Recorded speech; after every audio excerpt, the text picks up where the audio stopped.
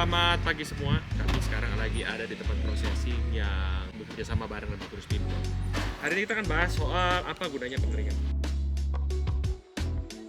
Pengeringan itu kan sebenarnya tujuannya menurunkan kadar air kopi. Biasanya setelah dipanen itu kopi itu fermentasi. Itu kadar airnya sekitar 40-an, 40 sampai 50. Nah, untuk penyimpanan dan pengolahan selanjutnya kita perlu kopi yang kadar airnya 10 sampai 12%. Karena dianggap kalau 10-12% itu kadar air yang paling aman, paling awet untuk pengiriman dan penyimpanan. Kalau terlalu tinggi rawan jamur. Kalau terlalu rendah, artinya embrio di kopinya udah mati, kemungkinan besar udah mati, dan flavornya pasti akan ganti. Tergantung proses. Misalnya kalau kita prosesnya kayak ini ya, prosesnya wet hull kayak gini. Ini mungkin selesai dalam waktu 4-5 hari juga udah selesai. Kalau wash biasanya semingguan, seminggu sampai 10 hari, tergantung cuaca juga. Kalau natural itu pengeringannya bisa 2 minggu sampai 3 minggu. Tergantung cuaca lagi, kadang-kadang bisa sampai sebulan. Bagaimana cara kita mengeringkan kopi itu juga penting. Terminologi dalam processing itu dulu kita melihat terminologi processing itu dari sisi fermentasinya.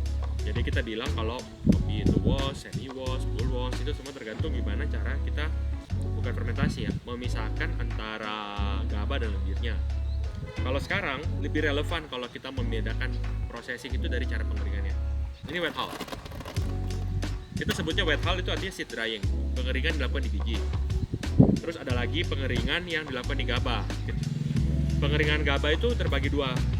Ada pengeringan gaba yang lendir musilajnya dibuang. Kalau seandainya masih ada musilajnya, kita sebutnya honey. Nah, ada lagi pengeringan berikutnya lagi, yang ketiga, yaitu pengeringan dengan buah cerinya utuh, dikeringkan langsung. Zaman dulu kita sebutnya natural sun drying. Sekarang kita sebutnya fruit drying.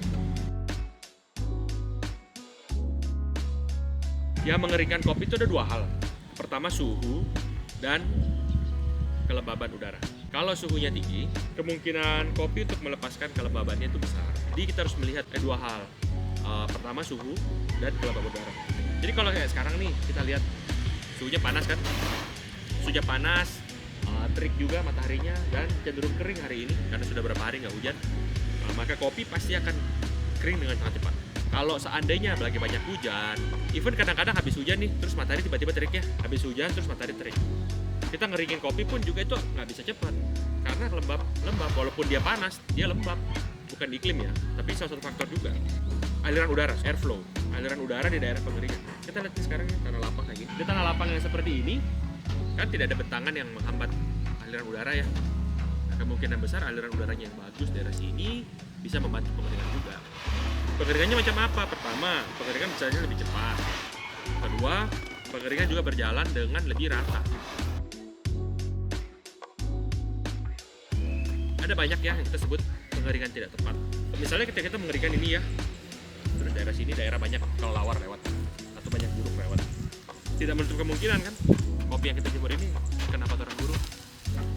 Atau kalau kita jemur di tanah ada hewan ternak lewat, kemungkinan besar ada bakteri di tanah yang bisa menginfeksi kopinya. Itu pengeringan tidak tepat yang efeknya kontaminasi. Nah, kalau yang non kontaminan ada lagi pengeringan yang terlalu cepat. Atau bisa dibilang juga pengeringan dengan suhu terlalu tinggi. Embrio kopi kan mati. Nah, ketika embrio kopi mati akan mempengaruhi usia penyimpanan. Atau pengeringan yang terlalu lambat. Nah, kalau pengeringan terlalu lambat itu seperti apa? Misalnya begini. Jadinya kalau pengeringan terlalu lambat, artinya kopi itu berada di kadar air yang tinggi dalam waktu lama. Nah, itu rawan sama infeksi juga. Bisa juga terinfeksi sama jamur, bisa terinfeksi bakteri. Ada lagi levelnya juga. Kopi yang kadang-kadang kita nggak ngeringin udah benar kering ya, tahu-tahu kita udah storage aja kita kirim gitu. Nah, itu pengeringan ketika level pengeringannya tidak cukup.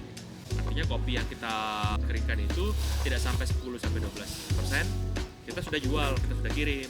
Nah, biasanya rusak saat pengiriman dan rusak di saat penyimpanan. Atau pengeringan yang terlalu berlebihan. Misalnya kita ngeringin terus ya, kopinya udah 10-12, sudah 12%, kita hajar terus, keringin terus sampai 9%. Nah, itu juga pengeringan tidak tepat juga.